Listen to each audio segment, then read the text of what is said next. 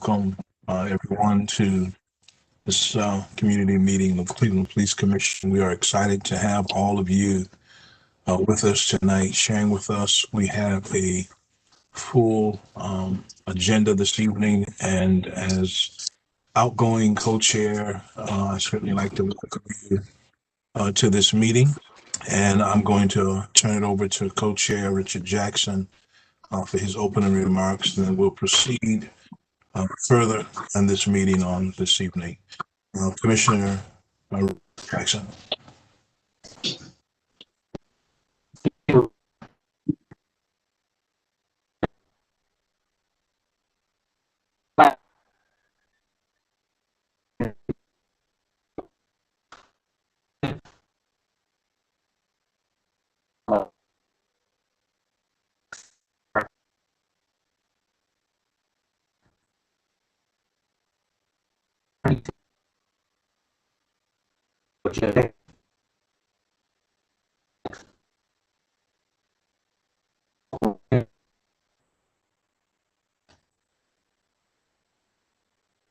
From the city.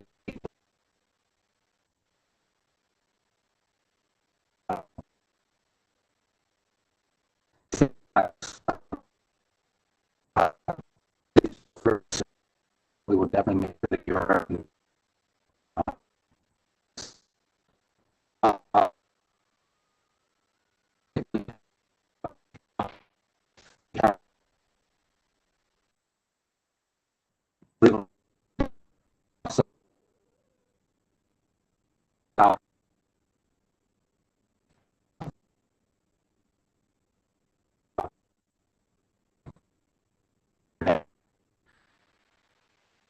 Tonight,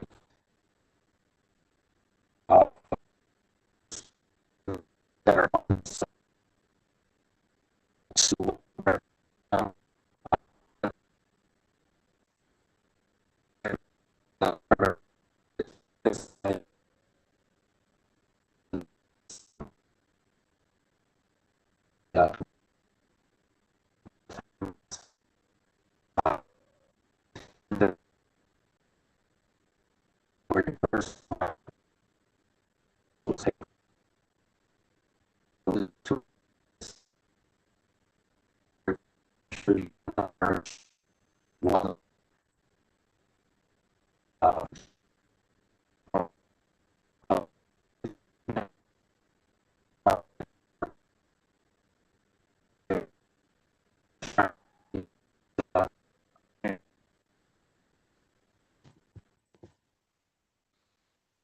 Good evening, everyone. Thank you for that. I'm going to miss you, Sergeant Jackson, Commissioner. Thank you, everyone. I take it as an honor that I was asked to take this position in Richard Jackson's departure. So I look forward to the work that we have to do and to continue to be involved in the city of Cleveland. I did not leave, although I've left the division. I am still a Cleveland resident and very much invested in the work that lies ahead of us. So thank you so much. Thank you.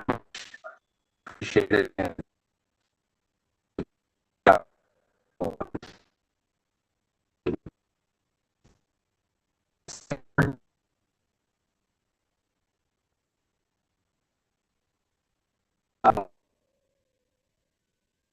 well,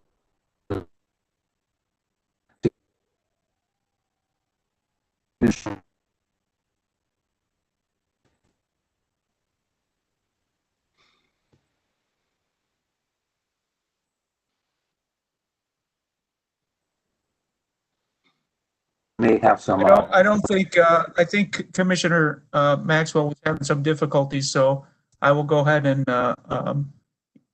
start it. And Richard, you're familiar with some of the guests, so you can go ahead and pick up if I miss anything. This evening, one of the projects that Commissioner Gail Maxwell has embarked on this year is to take a closer look at our Cleveland Division of Police homicide unit and how homicide has been affected and impacted by the implementation of the consent decree since 2015. So said there's a lot for them to cover in a short period of time. Obviously, 5 years, they've covered a lot of ground. And what we want to do is give them an opportunity to speak for themselves on these things. And again, it was Gail Maxwell who went down this road based on community concerns and questions we have had over time about how has it impacted special units. And one of the special units that gets the most attention is, of course, homicide investigations in the city of Cleveland. So without further ado, I do see that we have Captain Ali Pillow here. And one of the affiliates from the DOJ, retired Commander Thomas McCartney, and Rosemary Creedon from Frontline Services. Sure, if you'd like to add anything to that, feel free.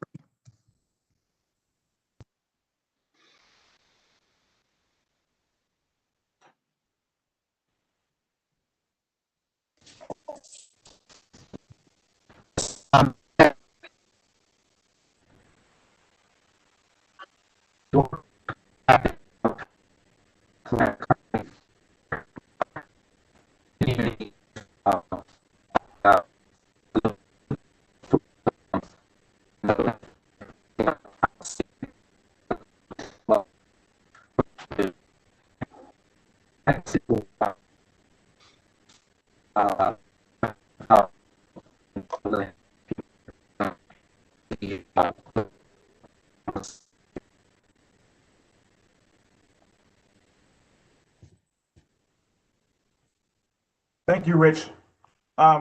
Ladies and gentlemen, good evening. Thank you for having me. It's an honor to be here. I was looking forward to this.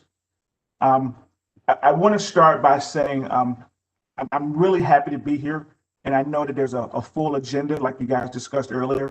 I would only like to say that with this small amount of time that we have, there's a great deal of information that we would love to convey to you guys. And we won't be able to convey it all in this small session. I would welcome the chance to come back because there's so much, and I hope that we can cover more of it in the question and answer section of this. But I look forward to it. There's a lot of really, really good things going on in the division, in particular the homicide unit. And again, thank you for having me here.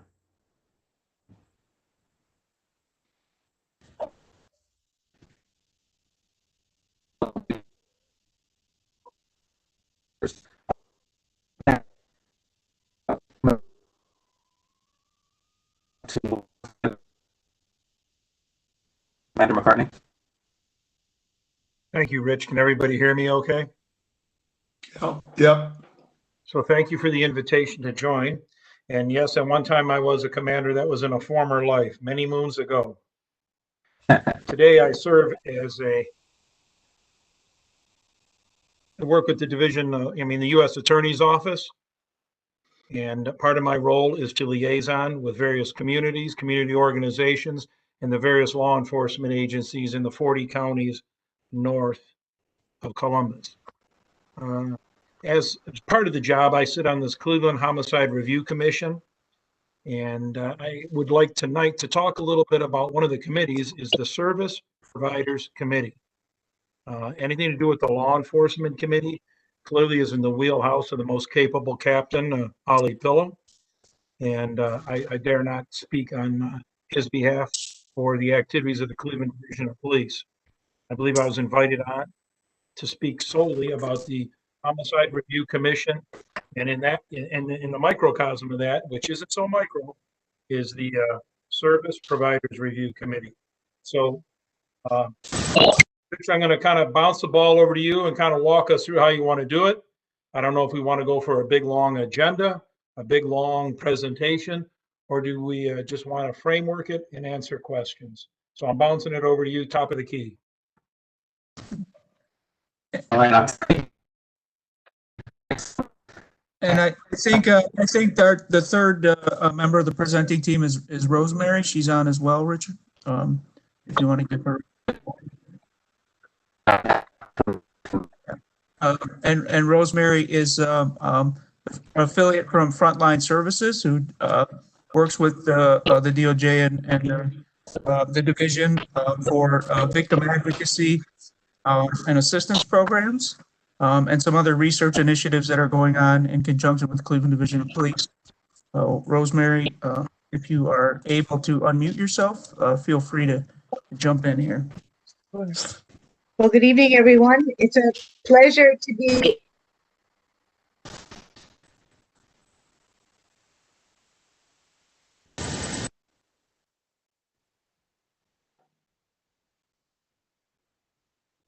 And Rosemary, I think you're. Captain and I this evening. Oh.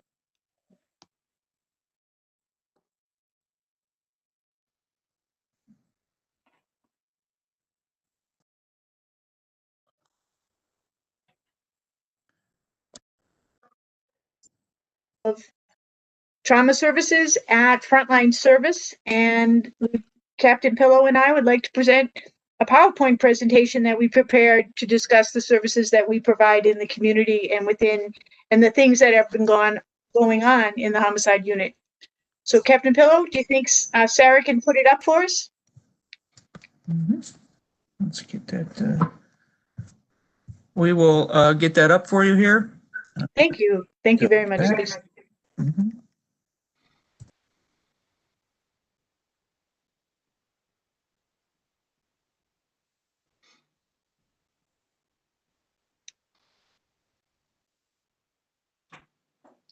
All right, the PowerPoint is up, and for those on the phone, I know that we do have many members who are just on the phone this evening. So Rosemary, you have to do your best to describe and Captain Pillow describe kind of what's going on in the PowerPoint, and we'll have this online recorded afterwards, so those attendees can go on and review it as well.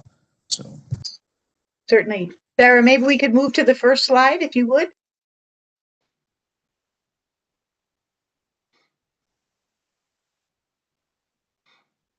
Captain Pillow? So, what we're going to talk about today is we want to talk about services provided to families and surviving family members of homicide victims in the city of Cleveland. We kind of want to give an overview, and this is specific to the homicide unit, but as we talk about how it expands to the rest of the division as well. We have a notation here about it being the national model. Recently, within the last 18 months, other departments across the country have reached out to us. Chicago, St. Louis, I'm sorry, not St. Louis, Indianapolis, New York City, and Baltimore have reached out, and Philadelphia have reached out to the Cleveland Police Department, and in connection with our partnership with Frontline Services and the services that we provide to families. And we happily provide them an overview of what we do, and they've been very receptive, and they've been implementing some of the things that we do. It's very unique that we have embedded a traumatic loss response team in the homicide unit. When I say embedded, we actually have a civilian social worker, trauma provider inside the homicide unit. She usually works there 4 to 5 days a week, probably 5 to 6 hours a day, and she is right in the unit embedded with the rest of the detectives. It's of great value to us. It's of value to the families. Rosemary will explain her role a little bit more, but it is it's kind of a culture change in police departments to have a civilian embedded in her capacity with the access to information that she has regarding our homicide investigations. And then we'll talk about the results of some of the focus groups and some of the things that we're doing from that. And next slide, Sarah.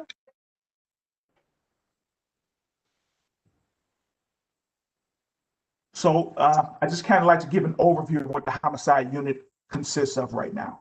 Up until July of this year, I was the homicide lieutenant for the past 5 years. There's a new lieutenant now. I was promoted to captain. We have a very capable lieutenant now, Lieutenant Maurice Brown. There's one lieutenant. There are 3 sergeants and 18 detectives to the homicide unit. When I first became lieutenant of the homicide unit, there was 1 lieutenant, 2 sergeants, and we fluctuated between 12 and 14 detectives. So there has been an increase in staffing, and we've seen some really positive results from that.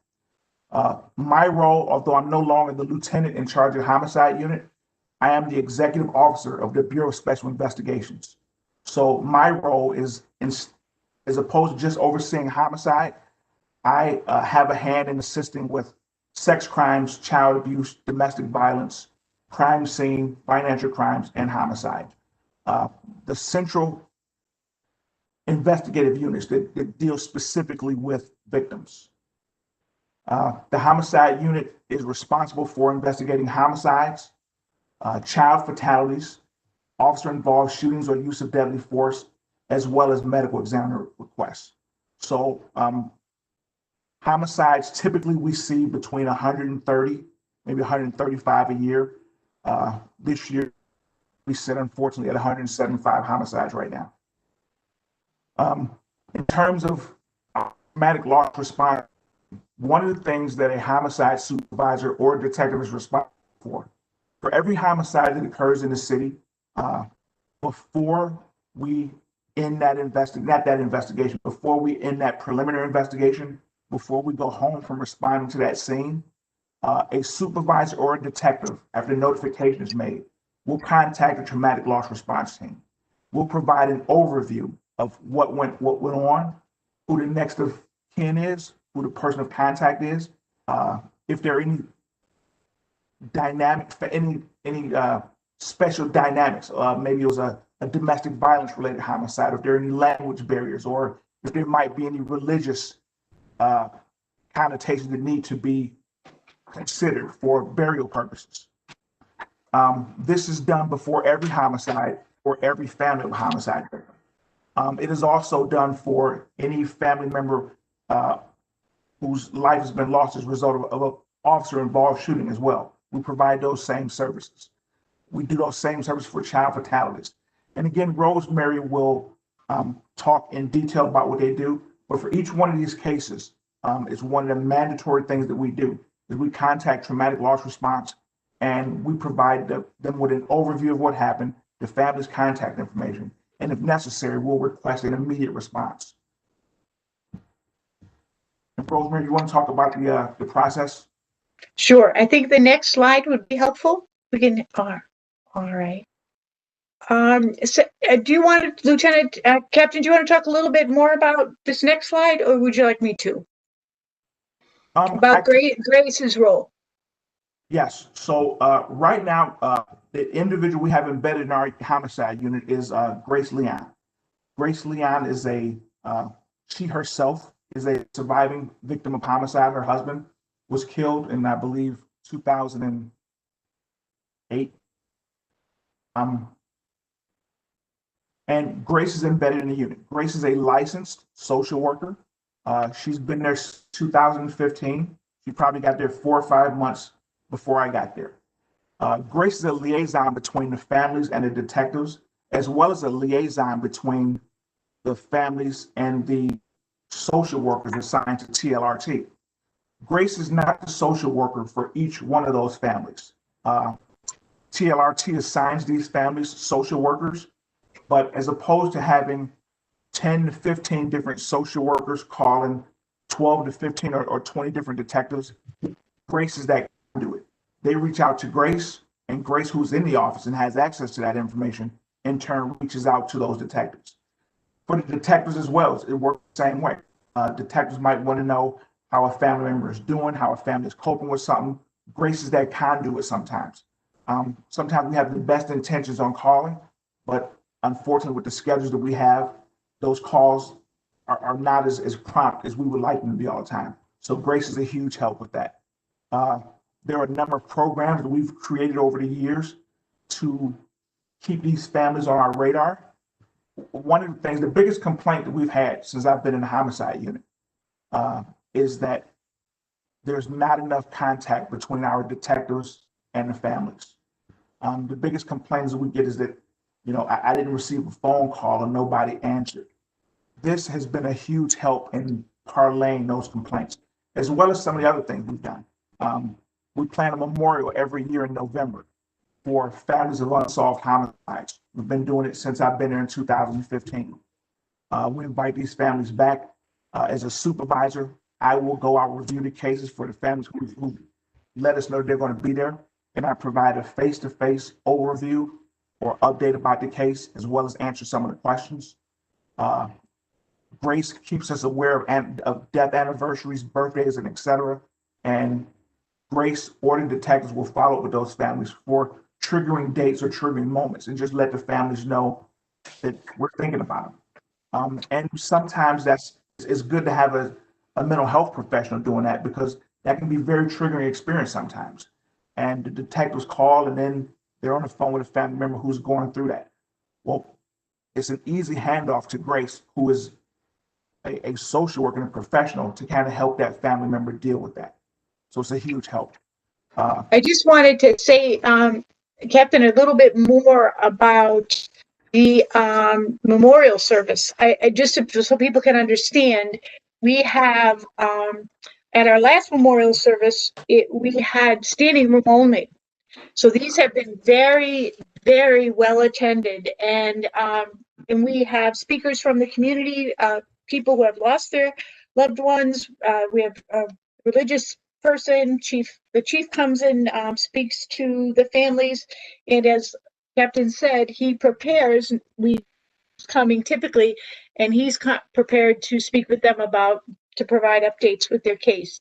The next thing I would like to talk about, if it's okay, Captain, is Survivor University, because this was an idea we had as we thought about the families, the co-victims of homicide that Captain and I and our team are working with.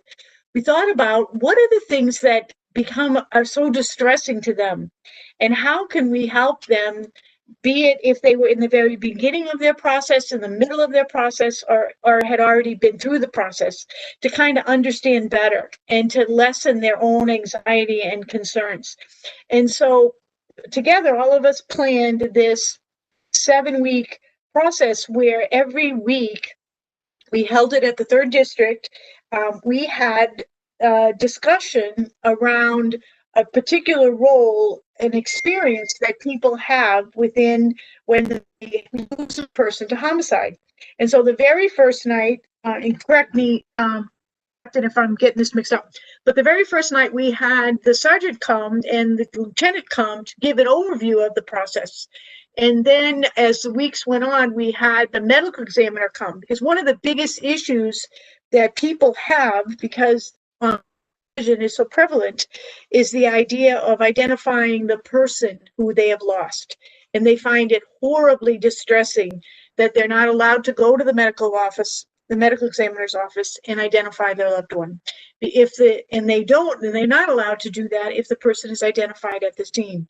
And so the medical examiner gave just an extraordinary explanation of his role, the medical examiner investigator's role, and how and the why and how, and provided people an opportunity to ask questions like, why does it take 6 weeks to get, an answer about what was in my son's body when he died, or what, and it was just outstanding. And this went on, and we went through the process of how people are picked up when they're charged, also all the way through Judge Gall coming, explaining about sentencing and explaining about what it means, to have a jury and what the jury's role is. And so this was also very well attended, and I think that it was very successful. Captain, do you have any thoughts you want to add about that, about Survivor University? I do. A huge majority of our complaints come from people just not knowing. Rosemary mentioned the fact that there was a mother in particular who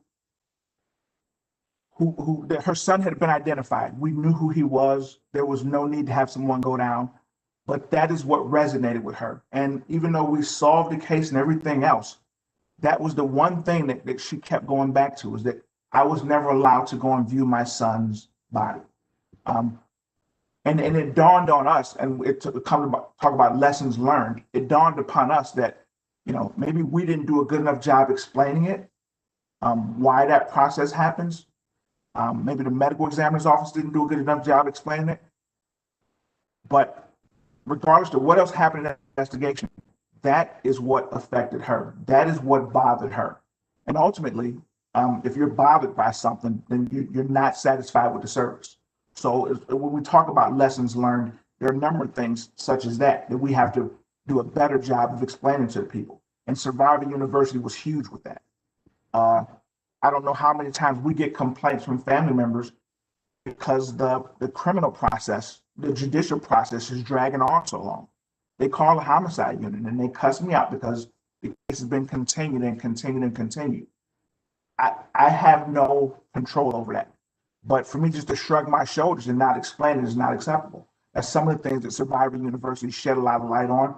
And as we were explaining these things, as we went through the 7-week course, you could see the light going off for different people with some understanding. And, someone we work with, an activist we work with, she talks about creating ambassadors with people. Although people are in different stages of the process, by making people aware of this process and how it works, they can spread that word to people. And it's kind of helped us out some. And the other thing that we do every year is we have a camp for kids who have experienced a homicide. And so we have, typically it's been going on for the last approximately 15 years. And we have a day camp where we have 50 children come together for the day, matched with, and many of our buddies are law enforcement. And so it provides an opportunity for the children to see a police officer in a different role, and it provides a police officer to see the victims and co-victims of homicide in a different way. And that has been a very successful kind of partnership. The Christmas gifts, the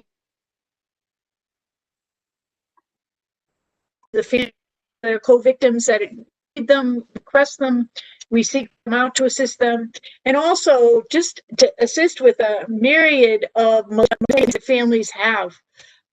Sometimes it's very basic needs where they need to move after they've been involved in a homicide because it's too traumatic to remain in the apartment that they're in. For people who are witnesses and are going to be part of a trial situation, sometimes we have to help them relocate.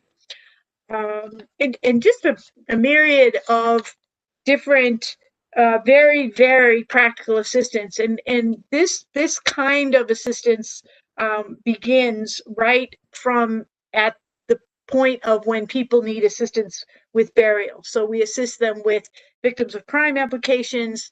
And I think the important thing to understand about our service in TLRT and the partnership with Cleveland Division of Police is that all of the services, every service that we provide is provided in the home of the co-victim. We understand that during these periods after a homicide, we must eliminate any barriers to getting help. And so that's why we go to them. Even in the middle of this terrible pandemic, we have continued to go to people's houses to see them. And Perf, you want to talk about Perf, Captain? I don't know. I will. I want to answer a question. I just looked at the screen. I saw a question. How does TLRT work for homicide victims at the hands of police? So TLRT, that same referral is still made. We provide whatever information that we have, and that information is sent over to Frontline. So, like right now, a part of our decree is that if there's an officer involved shooting that's a fatality, the Cleveland police don't investigate it. We have an outside agency, the sheriff's department, who will conduct that. Well, even with the sheriff's department conducting that investigation, like in the instance of Desmond Frank, I reached out to the sheriffs. I made a connection between TLRT and the Howard County Sheriff's Office, and I made sure it was okay with them that Frontline could reach out to Mr. Franklin's. And they did so with our blessing. They gave us the blessing, and Frontline Services was still able to provide that family with the same service.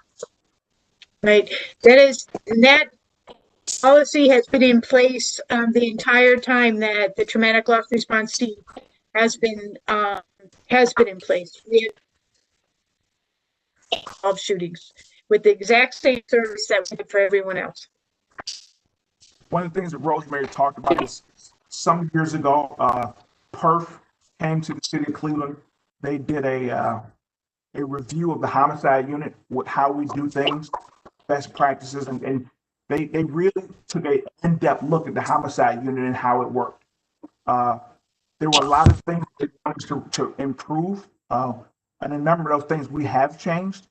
But one of the things that I stand on is that one of the things the Cleveland Police Department has done right and has been viewed across the country is what we're doing with frontline services.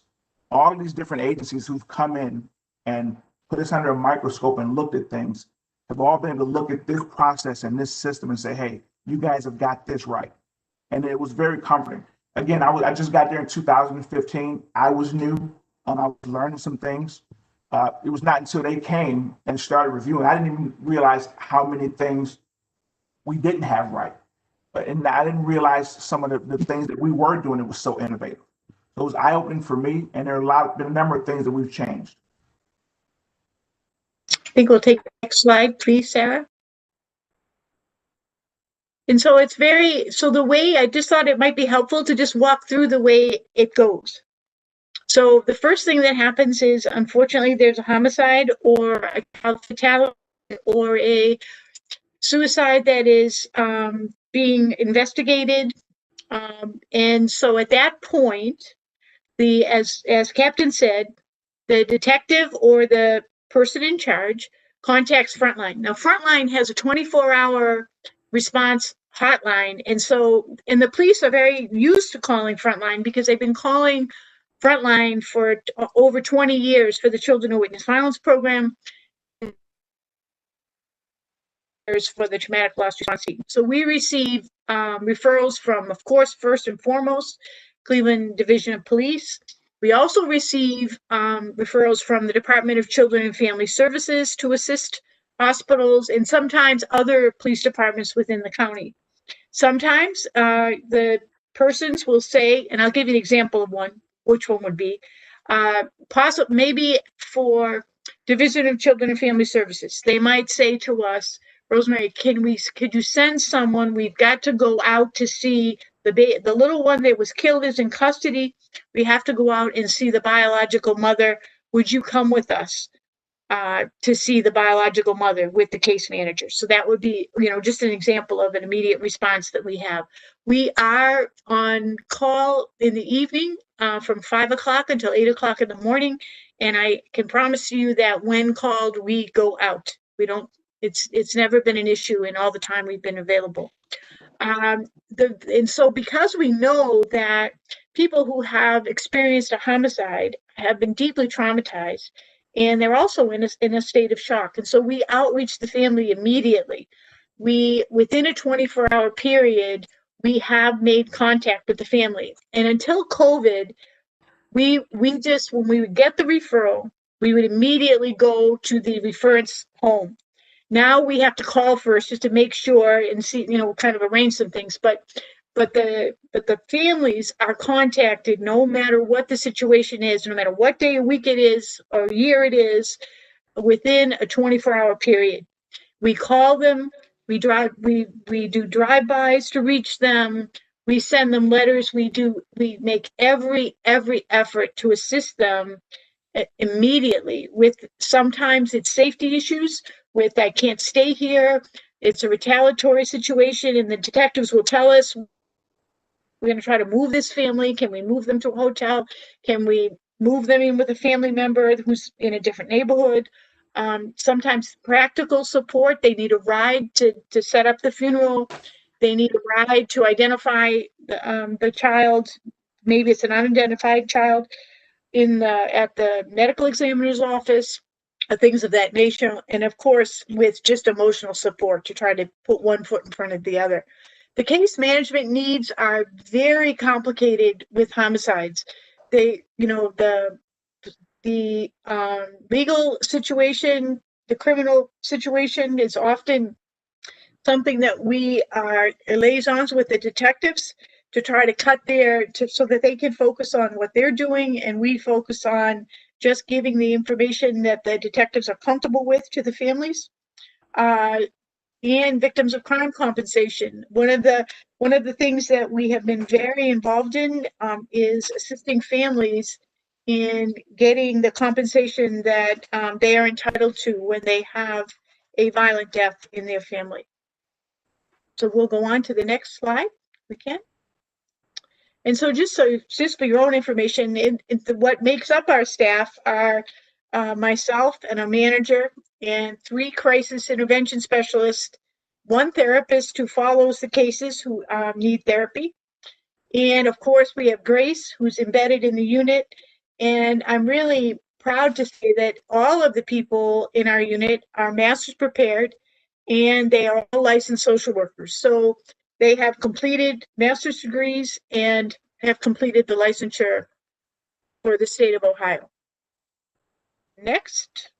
The other thing that I think that's, go ahead. Oh, go ahead, Captain. No, one of the things I'd like to touch base on with Rosemary is that victims' family members, homicide victims' family members, are people just like everyone else.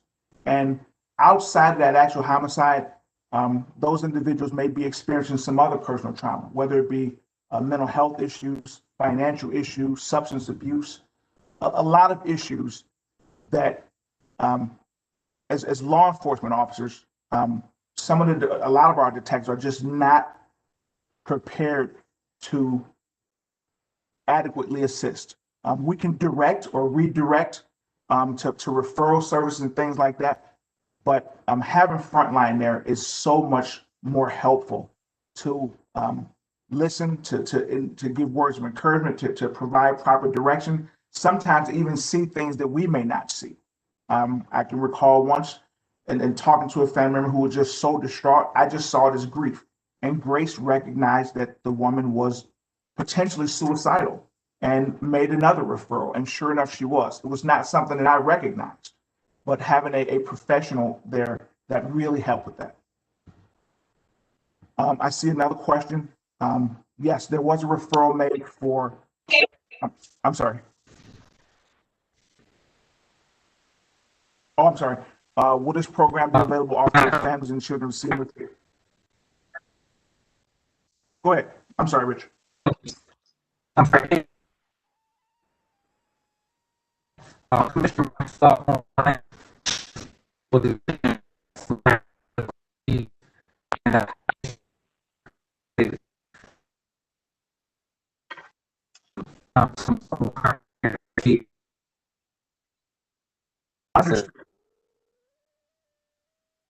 take questions from there.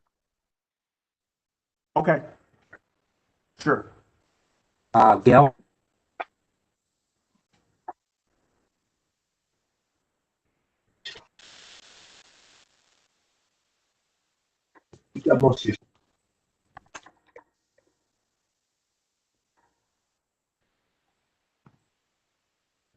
Okay. So,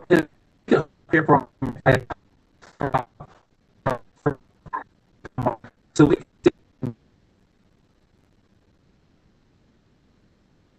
and take care of some of these crime issues that were happening in the city. I'm sorry, you there? I am here. Can you hear me, Rich? Yeah, I got You you. guys hear me? Yeah. Can I get a thumbs up? All right. So, yes. So my role is Community Outreach Coordinator, U.S. Attorney's Office, Northern Ohio. As such, I've been asked to serve on the Cleveland Homicide Review Commission. And I do that primarily with the Service Providers Review Committee.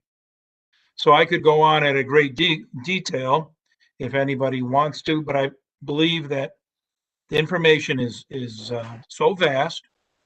It's very important for everyone to understand it, that to do so in brevity would shortchange the process and would be insulting to everybody who took time out of the night to listen to what we have to say. I would really like to come back maybe in January or February, wherever you meet again, to delve deeply into it. But that being said, if I could give a little outline of what we do in the service providers committee. So what happens in the service providers review committee is the Division of Police and the Cuyahoga County prosecutor bring forward a closed case. And it must be this way because some people who have been convicted of a crime are due the right to appeal. And that process has to be untainted. So that decision is squarely in the county prosecutor's hands. 3 or 4 cases come forward, and we review the cases. And I want to tell you who's all on this committee. So there's the Division of Police, the U.S. Attorney's Office has representatives there, Juvenile Court, Cleveland Clinic Hospital, Cleveland State University, Kent State University, St. Vincent Charity Medical Center, Cuyahoga County Children and Family Services, Frontline, Cuyahoga County Witness and Victim, and someone who's kind of our coordinator from our Northern Ohio Violent Crime Consortium. So everybody who participates in these meetings must have a signed confidentiality agreement. And anybody who is filling in for perhaps me, or filling in for Ollie, or filling in for Rosemary must also have these. Confidentiality is imperative because we discuss some very intimate things about our victims of homicide, the co-victims, witnesses. Maybe there's information we know about a weapon. Maybe there's something fell through the cracks that maybe this homicide was preventable because this, an individual has been in the Children and Family Services, juvenile court.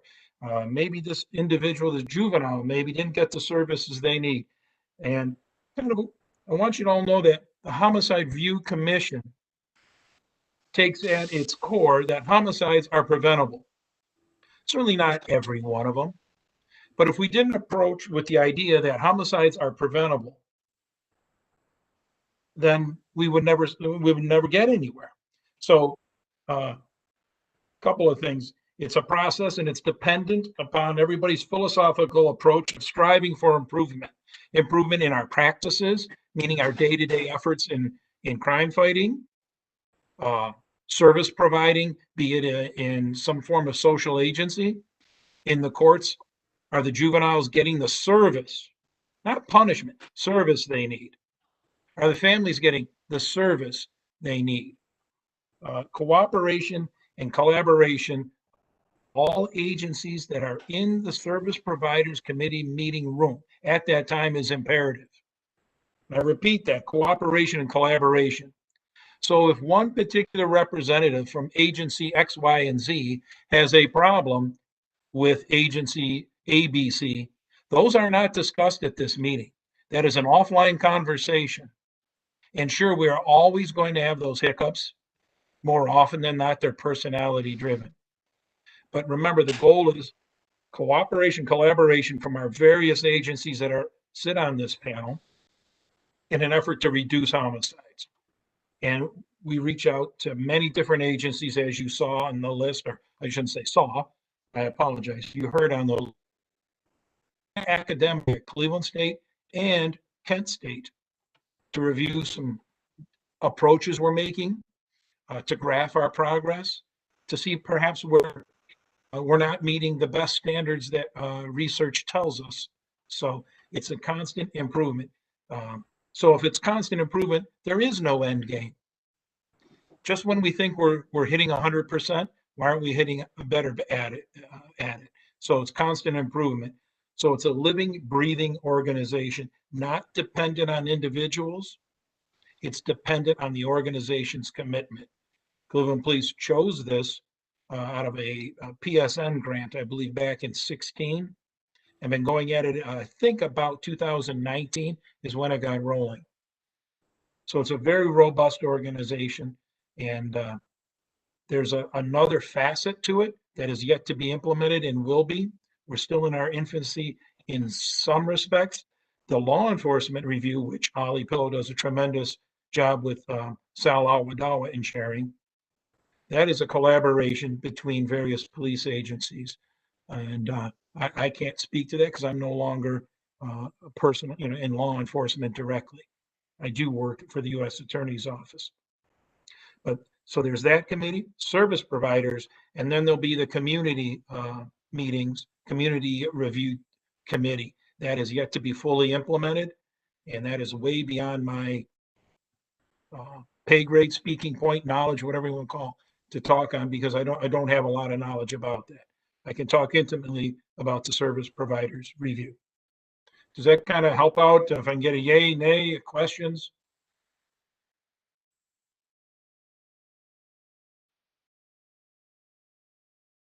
Okay. Can you hear me now? I hear you. Okay. I'm backing up.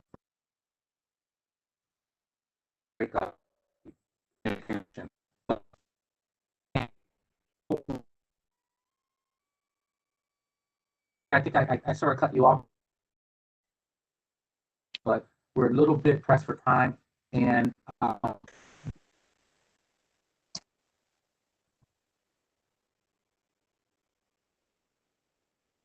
showing us a look.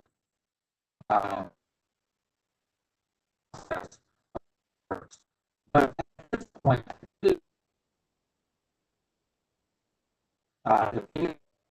questions now. Take care of the question.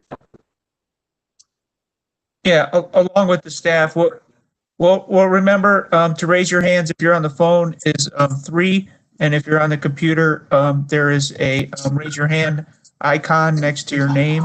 The questions should stick to the at this time just to the presentation itself. So anything related to what has been presented or questions about the homicide initiatives of the Cleveland Division of Police, will have an open question period for other questions later on. And starting off, I think Captain Pillow, you were starting to answer a question that I know that issue has been brought up, is about the CMHA homicide at King Kennedy, which I believe is Cleveland Division of Police's purview for investigation. Correct me if I'm wrong, but there was a question in the line about will the families involved in that receive support services, and also people who were associated with that incident. So it's the commission's understanding that there were may have been some witnesses involved in that were youths. That obviously the impacts of that can be very traumatic. Yes. I've been out of work for quite some time, so I can't speak to it specifically.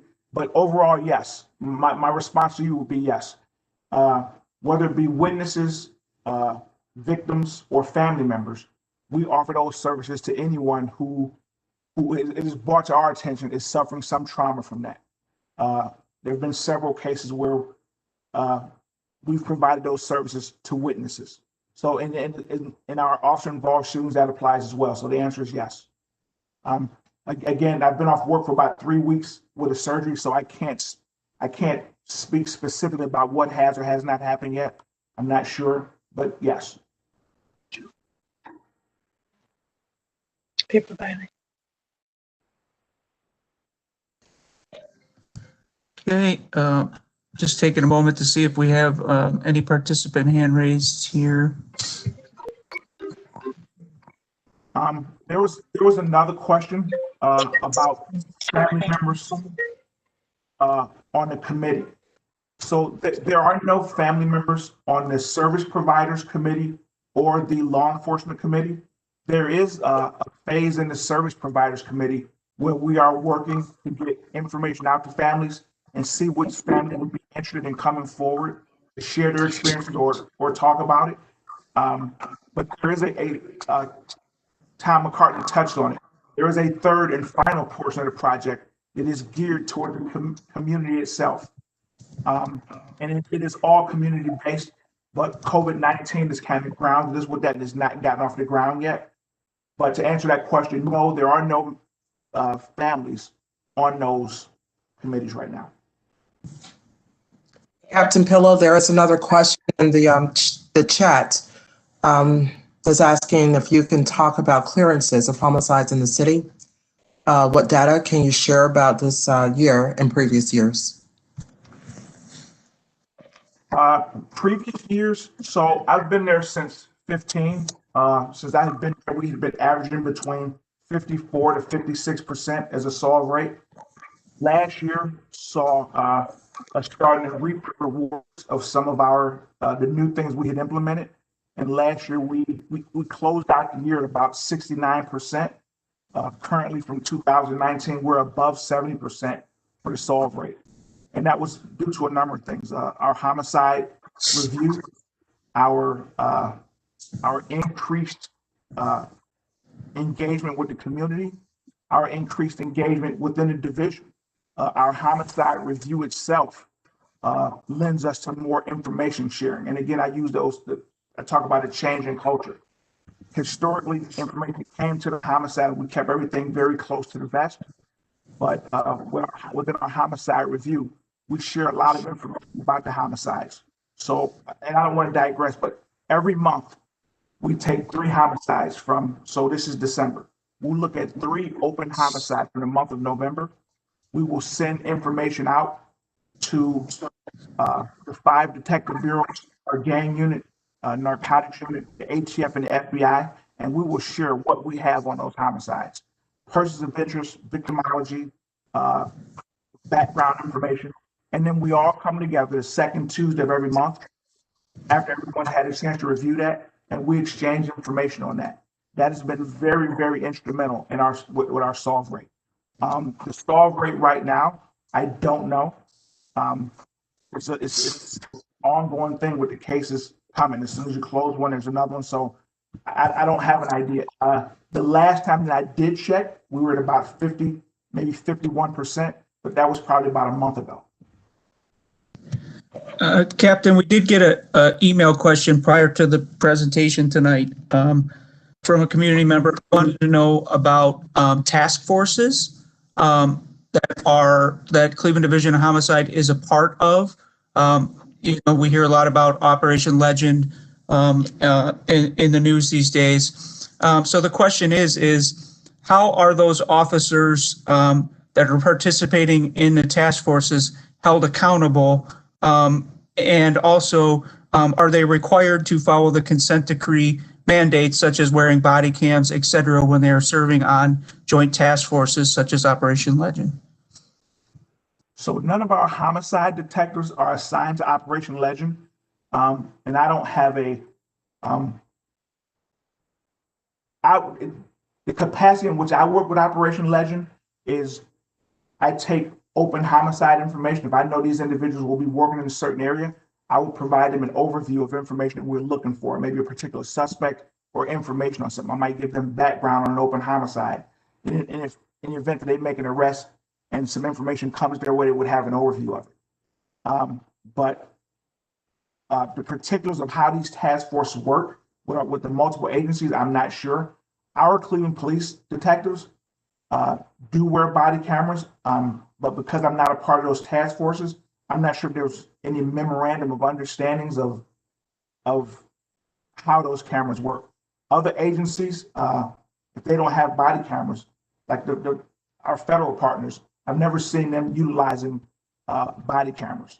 So to my knowledge, I don't know how that works, but to my knowledge, our officers follow our policies and guidelines in regards to body cameras. I did just want to mention something about family input. For those of you who may not be aware, the Domestic Violence Fatality Review reviews all of the fatalities that have been adjudicated every year. And as part of that process, we do interview and meet with families and get feedback about their experience, and we bring that back to the group. So that's another opportunity for families that have had a homicide, and a very unique kind of homicide, to have voice in the system.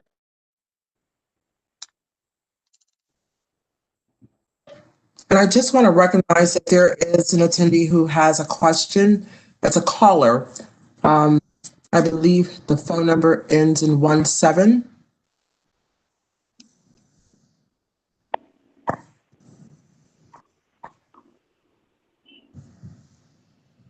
Hello?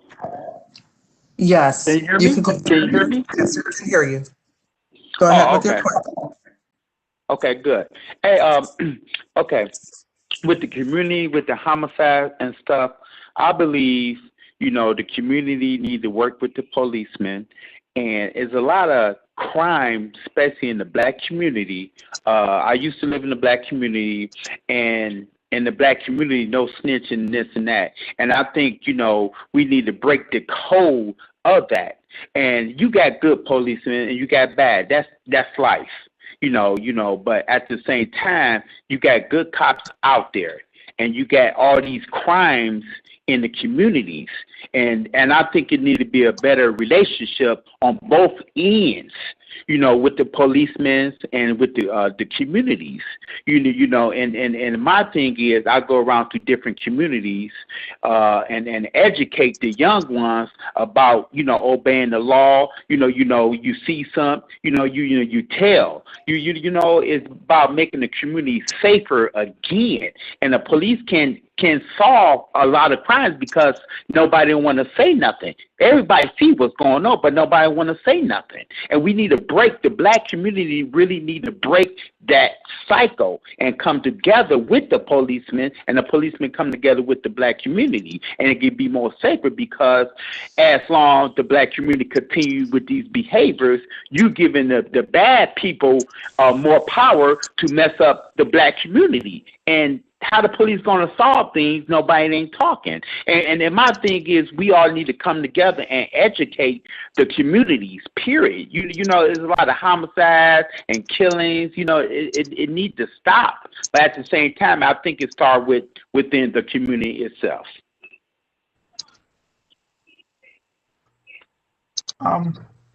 If I can, I know that the perception is out there. We could always use more cooperation with the community. But the fact of the matter is, and I talked about our solve rate last year, we have seen a significant increase in cooperation from the community.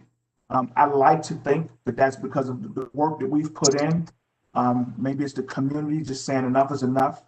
One of the things that I tell people, and this is how the traumatic loss team has helped us in understanding the brand and how people think sometimes. We go to crime scenes and we interview people. And, you often hear about going somewhere and there were 20 people there and no one saw anything. That's fine.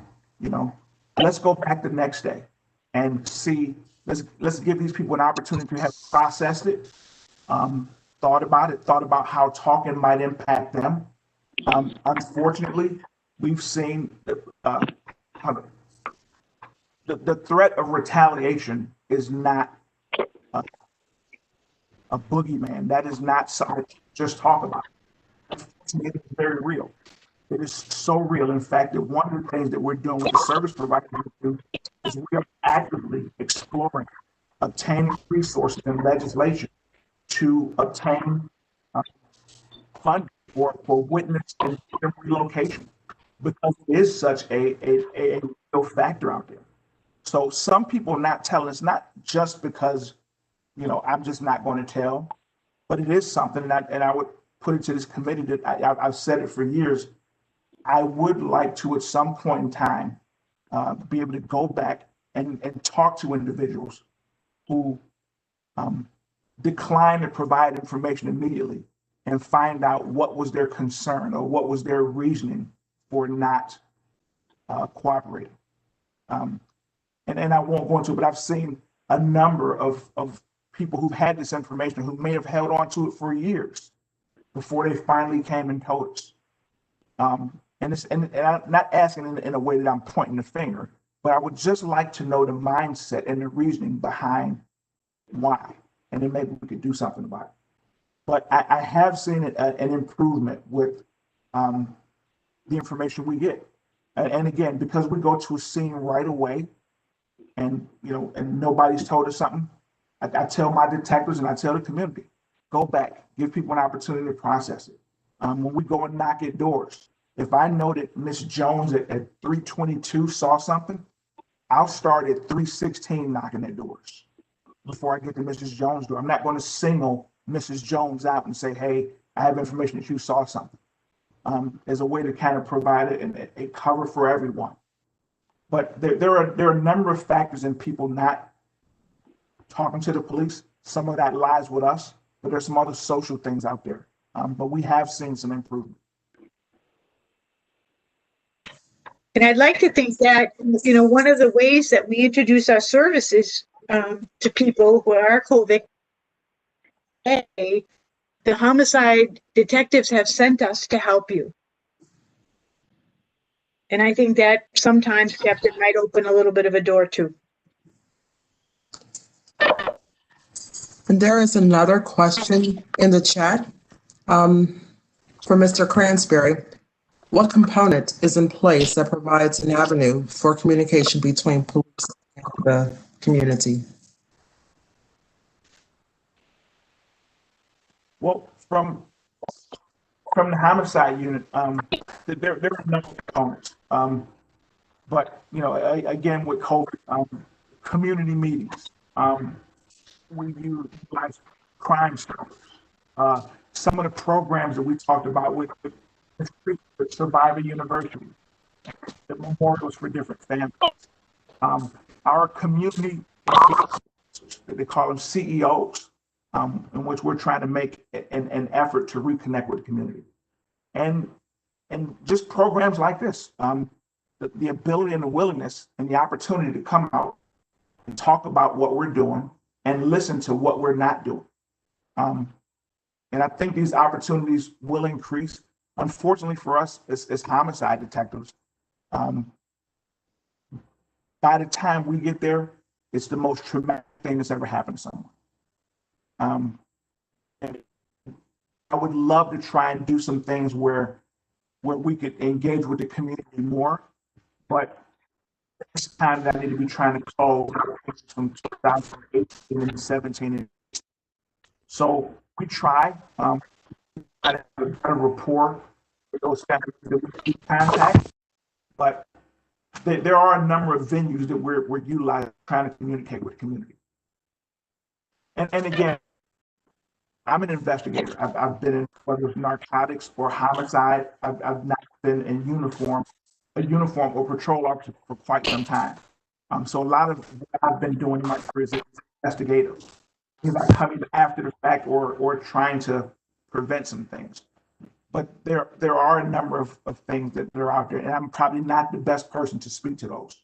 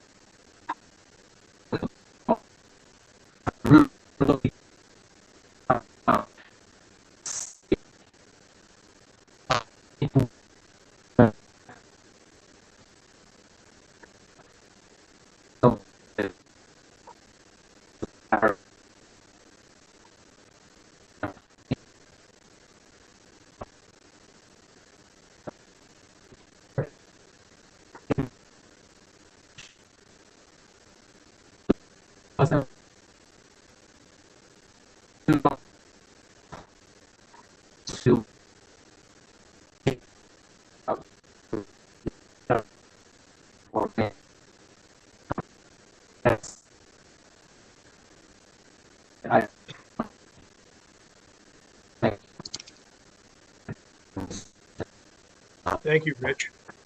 Thank you for having us. Thank you. Yeah, Rich, send me the questions and I can email them to you guys so you guys can share them. So anxious to help out. Okay.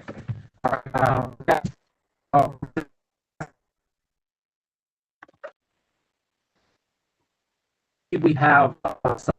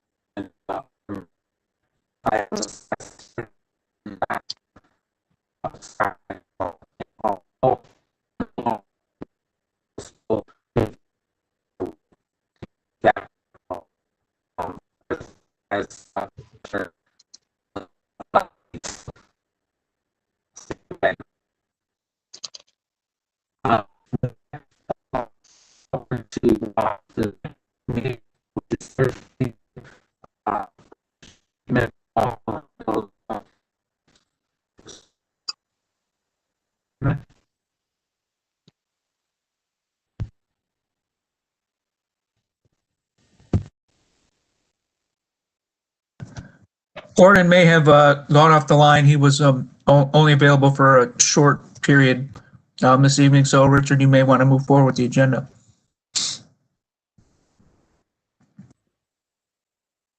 Can hear me.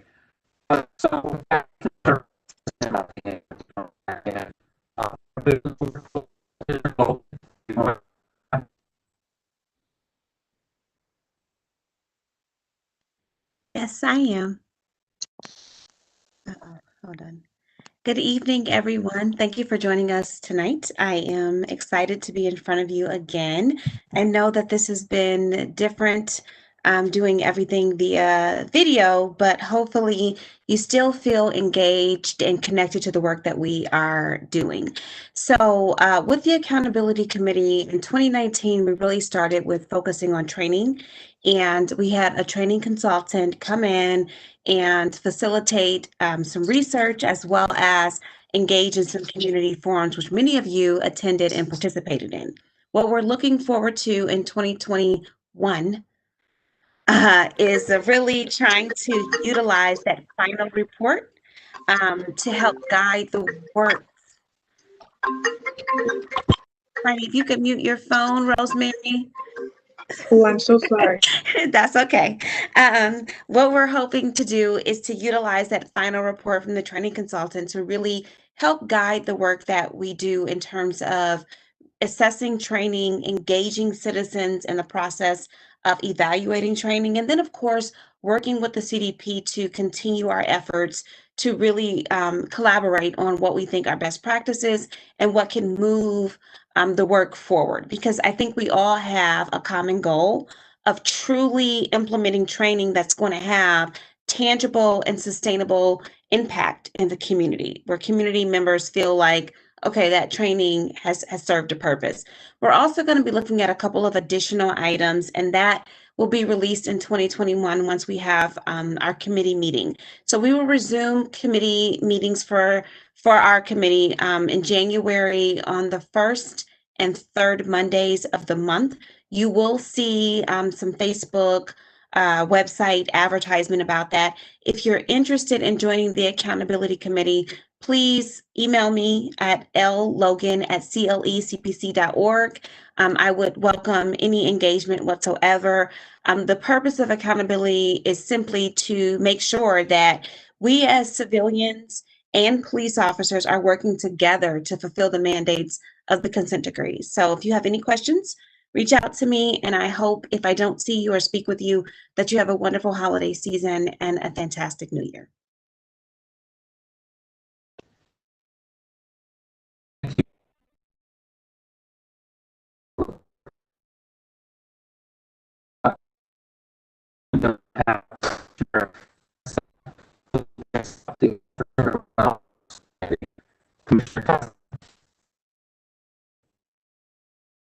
Okay, thank you, Richard. I'm going to keep it short and sweet because I know we have a full agenda. Our committee were made up of mostly mental health professionals and social workers, but also other commissioners. We have Richard and Gail, so we have officers, and we have some EAP sort of professionals, and we're just we're just looking at officer wellness policies, the current policies of the CPD. We're doing a literature review on best practices, and we're starting to run some surveying focus groups and sort of touching base with the police department to find out about their existing programs so that we can make some recommendations on how those could be better filled, so how their programs can have more officers in them, and how they can improve and build upon those programs.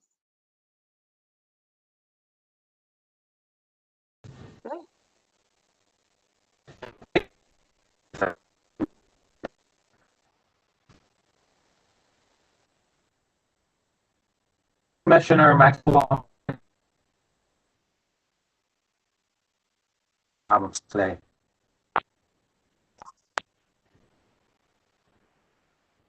Okay, all right. It's Commissioner on the line.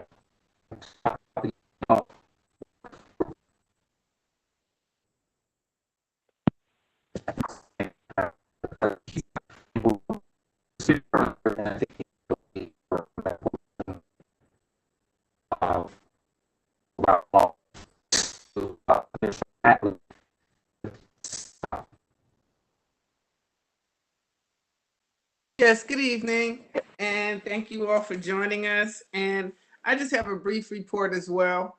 CPOP has started back. We've had 2 meetings so far. What we're working on now is with the DPC. We have met with the monitoring team and the DOJ and the police department. They have given us recommendations that we are considering and putting into our document that we have. So that should be ready for review by next week sometime, and it'll be ready to go out into the public. Other than that, that's basically what we're really working on right now. We have a meeting next week where we're going to discuss the report and just see what the community consensus is right now. Thank you. Thank you, Commissioner.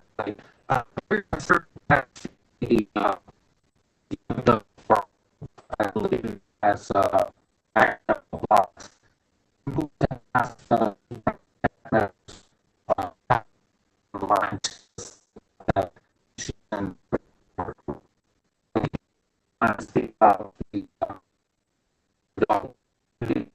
Absolutely, absolutely. So I just wanted to let everyone know that we had over 50 applicants to apply to be on the work group. We are currently kind of nailed down the interview process. We are currently in the process of interviewing, and we have about 25 applicants that we are conducting interviews with. Interviews have taken place this week, and they will continue into next week. And at that time, we will nail it down to the 13 members that we will be selecting to seat the lot work group. And so that's where we currently are. We have some dynamic applicants. It has been an amazing process so far. We are also beginning to work on the curriculum that will span over the next 2 years with the participants. So that's what we're doing with LOT. And Shelley, can you let them know what LOT is for those who don't know? I think young adult work group, but I don't think that truly encompasses what the initiative is. Absolutely. We just speak about it. It's just become part of the everyday lingo. So LOT stands for Leaders of Tomorrow. And we have acronymed it LOT. okay, thanks, Chris. I know a little bit.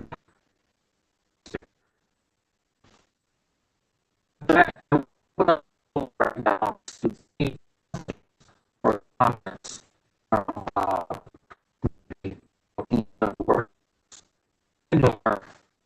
the commission from Capitol and American. So it's to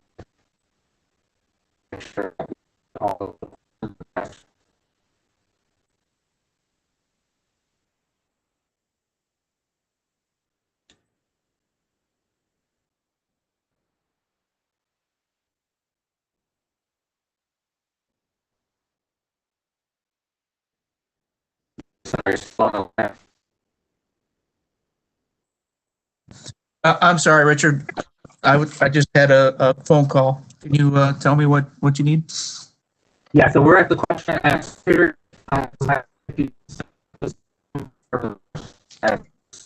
Oh, absolutely. So again, if you're on the phone and you'd like to ask a question, the button to press is *3 to raise your hand.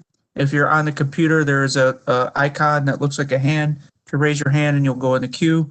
And Shelley will process all questions. You can also type your questions into the chat box, and we will get those as we can. And I believe someone already had their hand up for a while here to start off, and that is Rosie Palfy. And so, Rosie, if you want to unmute yourself and go ahead and kick off the question session.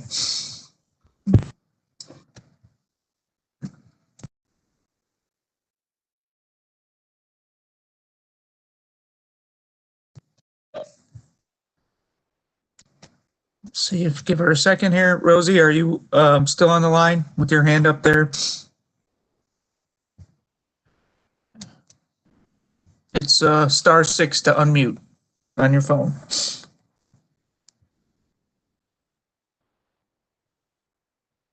All right. I think she has removed the mute symbol, so maybe we can try her and see. She may be having some technical difficulties. All right. So once again, if you have a question, you can type that or raise your hand. Shelley, if you see a hand raised or a question, feel free to advance the line.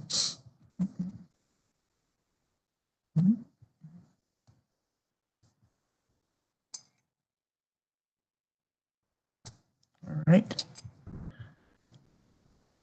And it looks like we have another hand up from Latanya Goldsby. If you want to mute yourself, *6, Latanya, and feel free to ask your question.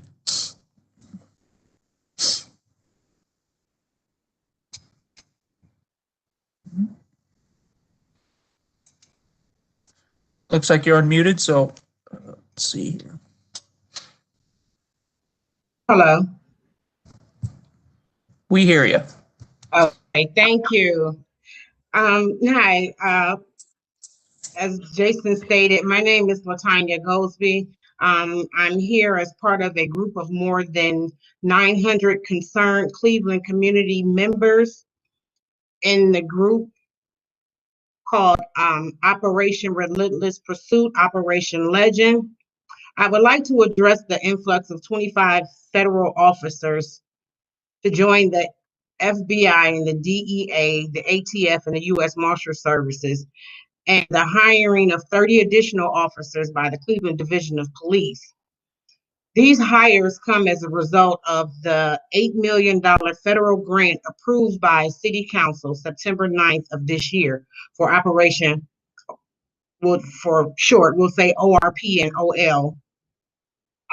30 veteran CDP officers have been federalized and now assigned to the Violent Crime Task Force under the control of U.S. Attorney Jason Herdman. These raises significant issues that should be the concern of the CPC. First, 2 deaths have already occurred as a result of Operation Legend. It is good that these deaths are being investigated locally. However, if lethal force is used by members of Operation Legend Task Force in the future, they could claim federal jurisdiction that will compromise local investigations. We want local control of investigations. Second, the ORPOL task force is not required to follow the mandates of the Cleveland Consent Decree as it operates under federal guidelines. Despite federal reassurance that local control and local mandates will be followed, local control is being voided in various cities where these task forces operate. For instance, Albuquerque, Memphis, and Baltimore.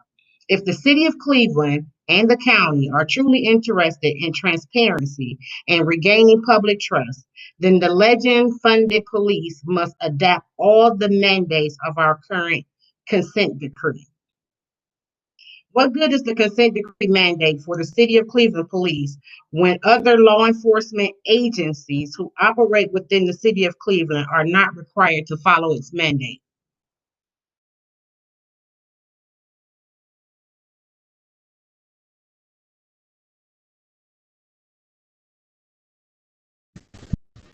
Okay.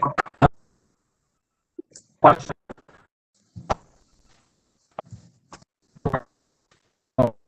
This. We do.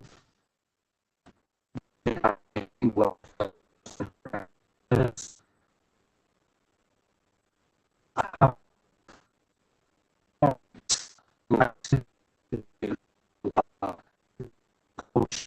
Next. I think this is something that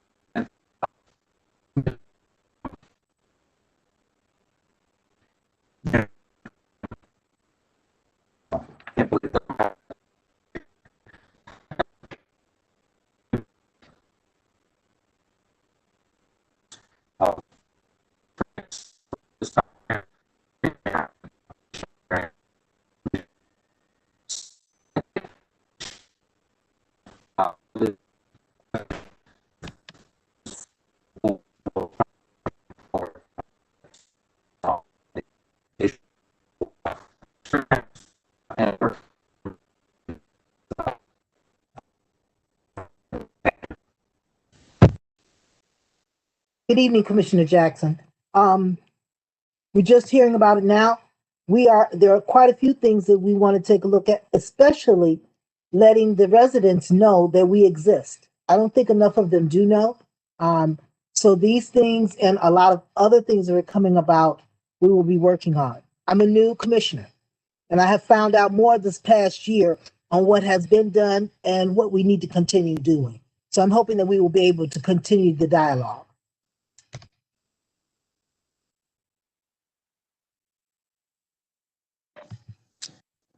And we do have a question, well, we have a raised hand from Mr. Dave Lima. And we also have someone who would like to speak, Mr. Kareem Hinton. So after Mr. Dave Lima has his question and a response to the question, then Mr. Kareem, please feel free to speak. Yes, thanks for allowing me to speak. I'm also here as part of a group of more than 900 concerned Cleveland community members in the group Resist Operation Relentless Pursuit, Operation Legend.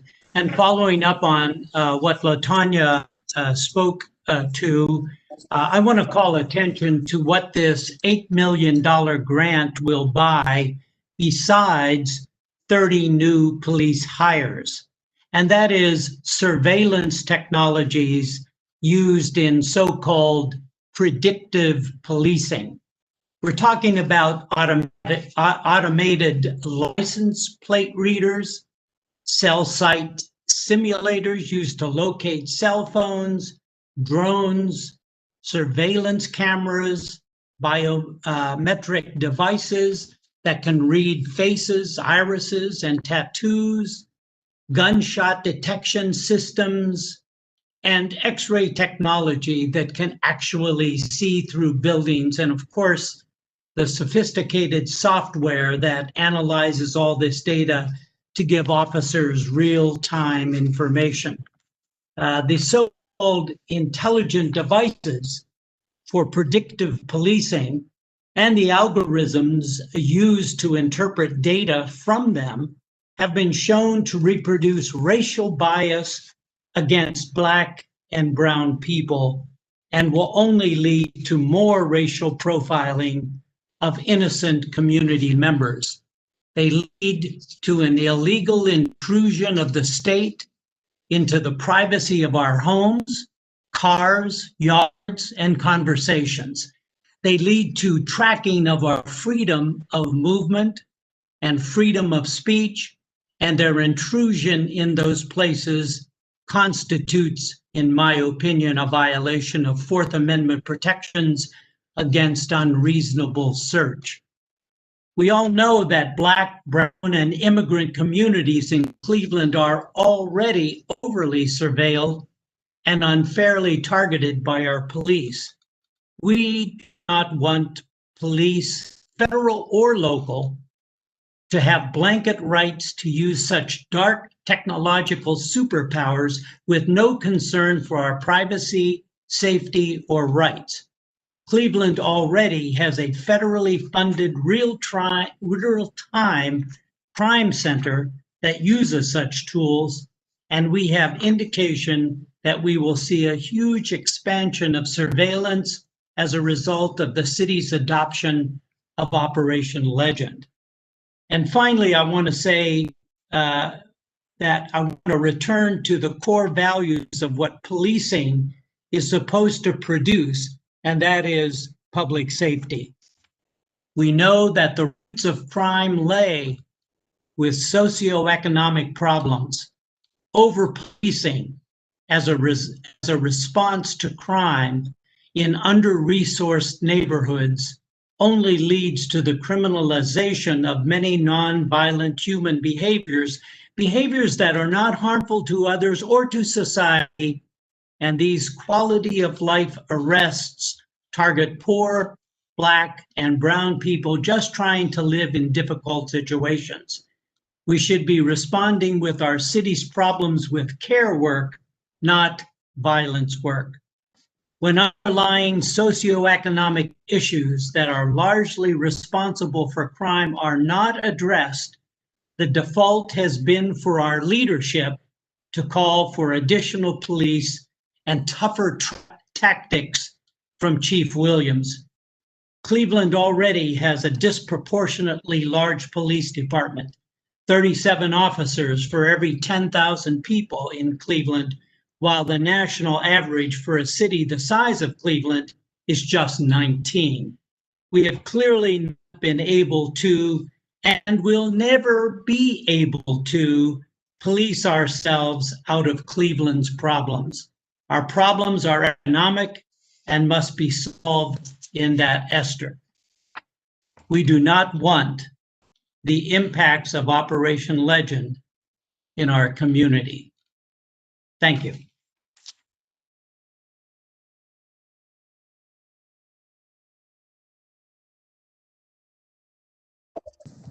Okay, thank you very much. Are there any other questions? Yeah, we have a few in the queue. I think Kareem Hinton's up next, and then Rosie Palfy is back with us to connect. So let's see if we can get Kareem on the line. All right, thank you very much. Good evening, everybody. My name's Kareem Hinton. I'm with Black Lives Matter Cleveland. And I just briefly, much of what I wanted to speak on has been mentioned already and quite adequately. But I really wanted to just make a few points. One was, in regards to the murder of Arthur Keith. And just the fact that, it's bringing back to the fore the fact that, something that's been addressed, before with regards to enacting new policies, practices, and so forth via or through the consent decree. And that's one of them is, for example, with regards to, so you see that you have an agency that operates within the city, but is not subject to the same rules. Folks covered that. But to take it a step further, when it comes to video, any kind of video evidence from a body cam or whatever that law enforcement comes in control of, those things should be given to an independent agency so that the only thing that is to be considered is the legal implications of if we release that. They're not thinking about if the person who did it is a good guy or she's so and so's daughter. All they should be thinking about is it legal for us to release this to the community?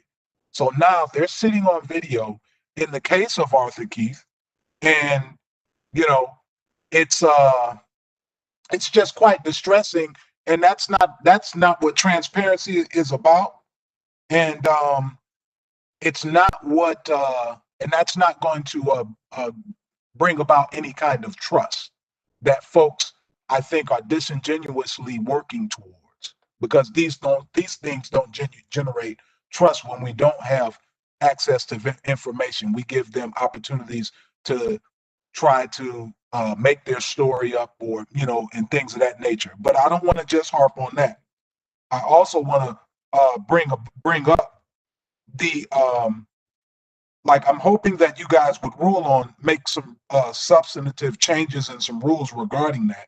But also in regards to Tamia Chapman, when we talk about that police chase, I would hope that folks would actually look at that, because the mayor during his address said that everything officers had done was within policy. Well, with that being said, we need to change policy. There should be restrictions on chases during school hours. There should be restrictions on chases that, for example, come off of the highway and go into residential areas. That because if those things were in place, then I would like to think, and it's more likely that she wouldn't be dead. But there was a chase.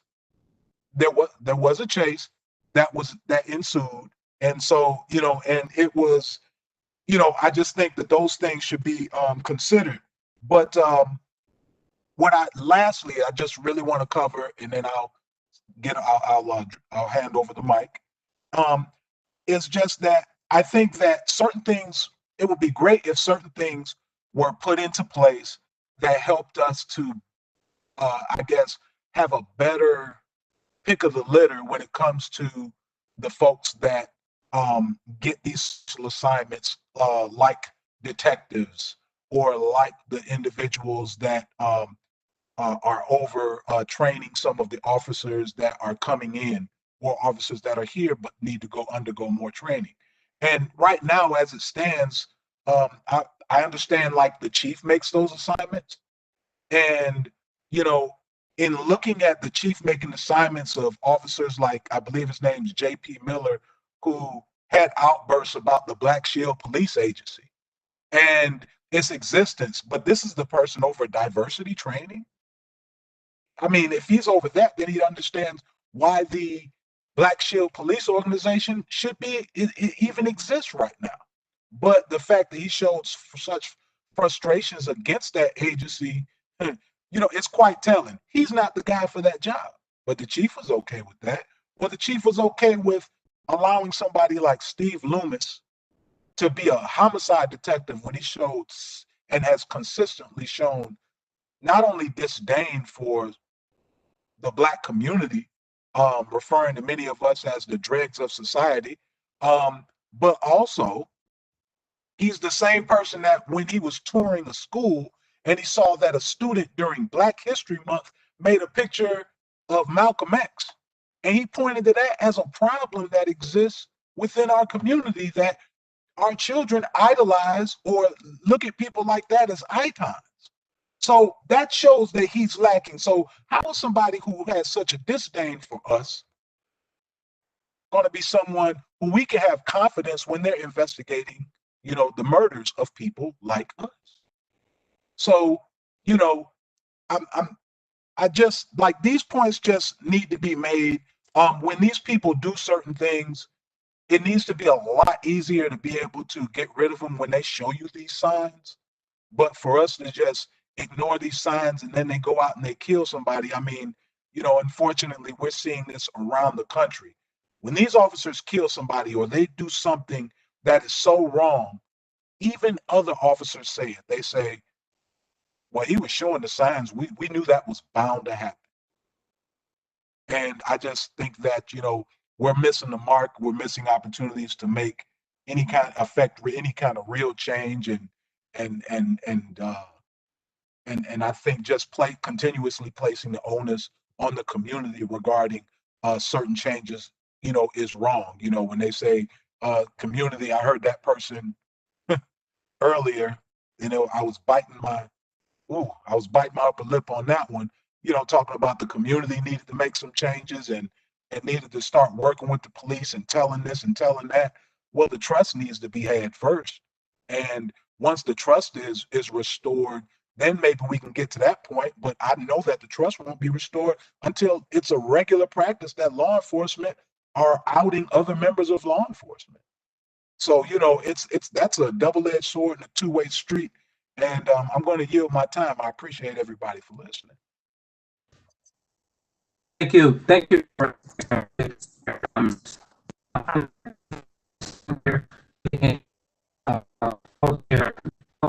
Commissioner, please don't fall right now. I think he's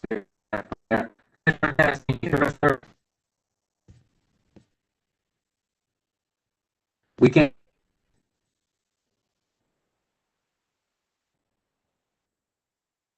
You're still muted. Okay.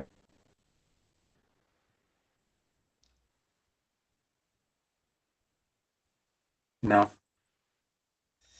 Can you hear me? We can hear you now. Okay, I apologize.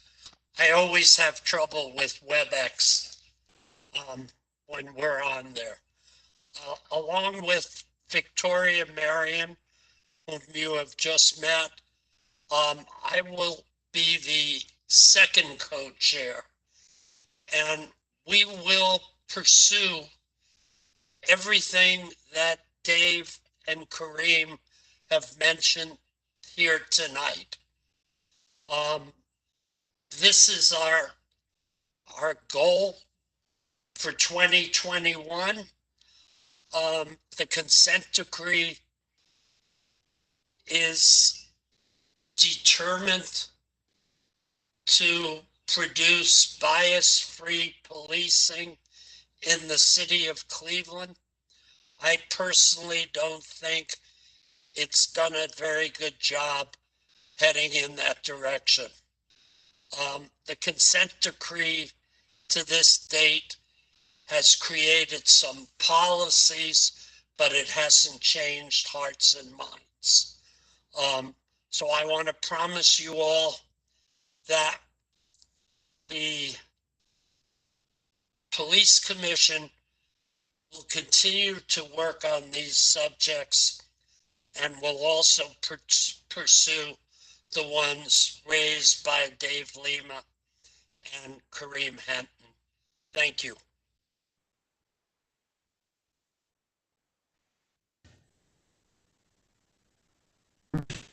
Other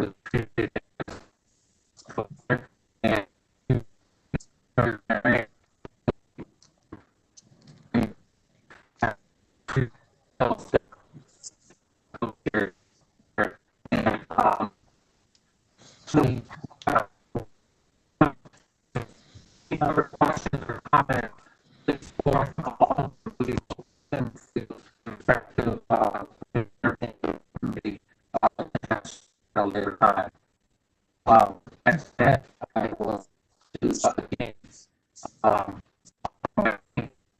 To last one of you who talked the vision of being here. Also about me personally. And I remember he just wanted to be common. So we'll start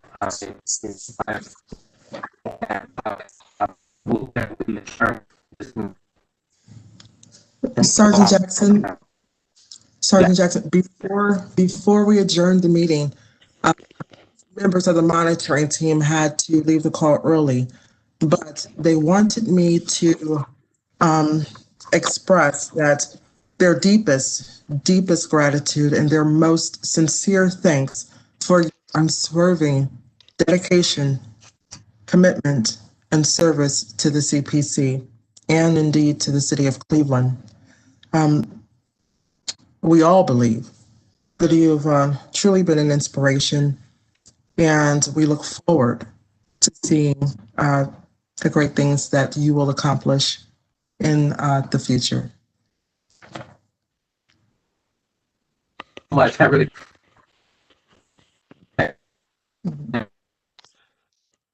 And we'll continue to call on you.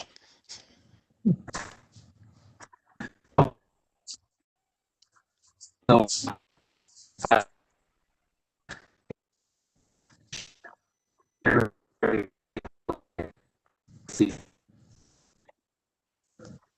Good night. Good night. Good night.